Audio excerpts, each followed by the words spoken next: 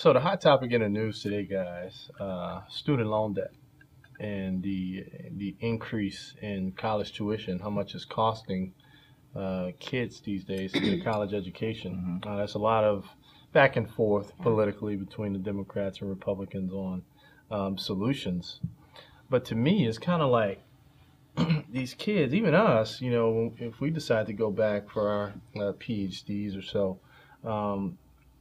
we're being penalized by these increases in costs for college education for wanting to advance our mindset. Yeah, penalize is a harsh word. I mean, very harsh. I think it's an investment in your education. I mean, that's what you're doing. But at the same time, the amount of money it costs for education and the amount on your return of your education, at this point in time, you're not quite making as much as you would foresee yourself to make to be able to cover what that debt would be. But the new student loan bill that's coming out is actually pretty interesting. I've read a few articles online about it, and Obama's really been pushing this lately. And just some few statistics I read over too that was really fascinating. It stated that the tuition has tripled over the past 30 years. They also stated that at this time, by the end of this year, they're projecting that the student loan debt's going to be right around $1 trillion, which exceeds credit card debt. And there are a lot of people that have credit card debt. And again, you think we're not being penalized? Well, I mean, not necessarily penalized, but it's just, there's got to be a new way in which we can be able to make it affordable. Because, education is an investment. It's going to be expensive. The professors and what it takes to run the school, and it's expensive. And then you've got private versus public, and going into all of that. But ultimately, this new bill is pretty interesting. It's called the Pay As You Earn, and with the Pay As You Earn, they're taking into account 10% versus 15%. What they do now is 10% of your discretionary income is what's going to be used to be able to pay on your student loans. So it should not exceed 10% versus 15% now. They also state that your loan should be forgiven within 20 years versus 25 years, which I didn't even know it was 25 years. So anything left over and it's past 20 years will be forgiven. Now, this is still different from any kind of loan forgiveness programs that are out there where you work at a underprivileged school and they actually help subsidize, or the Peace Corps where they help subsidize and they have loan. It's separate from that. This is for people who want to go into for-profit, or even just regular teaching, and they just are unable to pay on their loans. I mean, you spend $50,000, $60,000 on a quality education. You go in to be a teacher. Certain areas you're making $32,000, $33,000 a year. Sure. You have a family. Are you really able to afford $500 or $600, $700 in student loans a month? That's more than 10% of whatever discretionary income you may have. And so I think this new bill has some definite pros, but it also is not helping out people who have taken out private loans. Myself personally, I've taken out private loans to fund a private education through a university. So it has some kind of pros and cons. Like I joked, and I always say, I hate to be the Simon of the group. But I can't but disagree. I mean, in a lot of ways. But there are some things I do agree with about the conversation and kind of what you alluded to. Disagree on the bill? Well, it's not so much the yeah, it's the bill and what's really the problem. I think we're kind of looking at it wrong. I mean, first we look at education. Is education, a right? It's an investment. It's an investment, but as far as a college education, you have to pay for it. I mean, and it's free enterprise system. Like, and kind of going back to that, it costs money. And I think the cost of universities, and a lot of this information I'm getting is from my own various sources. Also, there's a great documentary that I write called, it was a CNBC original called "The Price of Admission," and it was talking about the sensation lines, kind of talk about the next great bubble. With the talking about the $1 trillion deficit that we have when it comes to student loans. So my issue is the cost of university, the tuition that we pay, especially like at D1 universities. A lot of that cost comes from a lot of things outside of the true educational value. You're paying for other things as well, which the government puts the bill for. Which ultimately, when they say something's forgiven, it's not really forgiven. We still pay for it, the taxpayers, right? Because that money was borrowed. Right. It was bonds that were issued. Those investors still have to be paid back. So we still pay for it. Yeah. I just feel that it's not the government's responsibility to kind of foot the whole bill. I think that if you can't afford the education, it's not that serious to you. Don't go to college. Go get a trade. Go to a community college. That can decrease the cost. I don't think it's a penalization, so to speak. I think there's ways you can do it, and if you can't afford it, if it's not that serious for you, don't accrue the debt. But what about the individuals that it is that serious for them? Then and pay the cost. They're economically challenged in a sense that they don't have that funding. Well, I read an article too recently on the Wall Street Journal where a lot of people are coming to the realization that maybe they cannot afford to go to their dream schools. Yeah. I mean, my husband, per se, he wanted to go to a couple really well-known schools here in Texas, but unfortunately his parents weren't able to save up a lot of money. And he was able to get little small scholarships here and there, but not enough to be able to cover the tuition. Federal loans only cover up to a certain amount. You can only get in a grant up to a certain amount.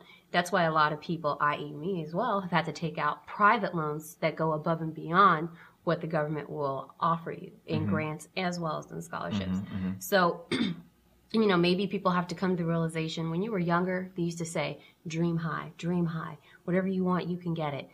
You work really hard in school and you really want to get into this school and you got into it, but unfortunately they didn't provide the financial backing for you to be able to financially afford it. Back then, you used to be like, well, you know what, just take out the loans, just do what you need to do because you know what, you'll pay for it later and you'll have the money, you'll have the education, you're going to get a great job. And that was the dream. But now we're on the other end. The realization of now that we've graduated, we have these great degrees. Now we have $30,000 or $40,000 in debt, and we don't have a $50,000, $60,000, $70,000, $80,000 job that we expected coming right out. Well, that's coming right out, you don't get that sometimes. That's the expectation that was sold, right? Okay. That you get the education, you get your master's, and you get a high income and right you get after a high school. income right after, and that's just not You have to work that's for not it. the facts. You have to work for it, but at the same time, that still doesn't dispute the fact that these higher education schools are jacking up the prices on a semi-annual basis. So they're the ones that are pricing the students out. I mean, that's not the government, right? No, but the government sets limits on how much they can obviously offer because there's so many people that are going to be applying, so they can't offer. But every school is going to be charging obviously a different tuition depending on the school. So, I mean, you go to a state school, you may be able to be 100% covered just on federal loans. Where if you go to a private school, you're not going to be able to have that private school. I just find it a problem where I feel we need a stronger calculated effort to fix the fact that you have these individuals coming out of high school. They're wanting to go to the 4-year college, and they're even considering not even going to college for their first 1-2 years out of high school so they can work and save up money. Well, the community college route is not a bad thing, too. Certainly. I mean, a lot of people, I agree. go and do community college for a few years and then transfer. I mean, it's substantially less, but a lot of people like having that full 4-year experience. But you're still I enjoyed taking out it. debt. No, yes, and I do have debt, but I enjoyed my full 4-year experience. I enjoyed moving into the dorm. I enjoyed moving out of state. I enjoyed all of those things, and I think other people should be afforded that opportunity too. So what's truly the issue? Is it the amount of tuition? When is the ceiling? When is the cap? When are they ever going to cap it? So you said something that I thought was interesting. What? Okay. You said, I think everyone should be afforded the opportunity as if it was like this luxury, that's a cost that's attached to that. All right. People get out of college and they're a lot of individuals are, oh man, my student loan debt is expensive. And well, that was the price that you pay for the fact that you wanted that education. That wasn't all education. You were paying for the experience of school you wanted to go to. There's a price tag you pay for that. I had a friend. He got a liberal arts degree, graduated from like Notre Dame. The guy walked away. He walked out with a degree, like a liberal arts degree, with $100,000 in debt. All right. And you know, he was like a grad. He went to grad school at my local university, and I was like, "Are you kidding me?" He doesn't want the responsibility to pay back that $100,000. He wants that debt to be forgiven. Who pays for the cost of that? He decided to go to that school. I mean, I know there's a lot of different things that kind of really go beyond, but one of the things that I thought was pretty interesting when Barack Obama came on and did the play-by deal. Yeah. The way I felt that he tried to spin it like the Republican Party. And I know we don't really want to go on politics, but sometimes it's painted in a way that that some people are actually, you know, insensitive, and that they don't care because they know that there's a cost associated with the education, and that at the end of the day somebody got to pay for it. And when you talk about, you know, I think everyone should be afforded the opportunity, which I agree with you, but if you can't pay for it, you at what point do people start? You know, I mean, I think that if anything, people just need to be aware of what they're getting themselves into before they do it. Sure. And as a matter of fact, part of that legislation is actually incorporating a new. It's a document. It's called and I can't think of the exact term, but it's like a know before you owe kind of thing. And it's literature that pretty much just provides the student, hey, here are the risks. And here are the options that are involved in taking out loans. You will end up owing this money back. Here are some projected cost of what it may look like. Here are some things. I agree with that. And, you know, when I went in, and I remember sitting in financial aid, I was 19. Did I really understand what I was signing? No, but did I know I wanted to go to school? And did I know that it was practically beaten in my head that I should go? And, you know, I mean, you do it, but you don't understand everything that you're signing. And that's the problem. They're not going to read it. I don't think, because to piggyback your point, when I went to college, you know, student loans, I don't recall anything about reading that stuff. I just know, okay, they're offering this. If you got financial aid, there was an exit review that you had to do. If you don't recall. Who paid attention? Thank you. I don't even remember. I don't even remember I remember. All right. So, but to go back to your, it goes back to the responsibility. Right. But to go back to your friend. But I do think that I agree with you. I think people need to understand that, you know, whatever school you choose, if you chose to go to NYU, know that you're going to be paying $50,000. You're going to pay $50,000. So I don't agree with your friend's analogy where they know how much it costs. They don't care. The $100,000. Because think about it, guys. He has to pay that back. When you don't allow people to know the real cost of things, they get this sense of entitlement in their head. Know the real cost. Okay. If you don't really know the true cost of things, you get this sense of entitlement that, you know, I think this is.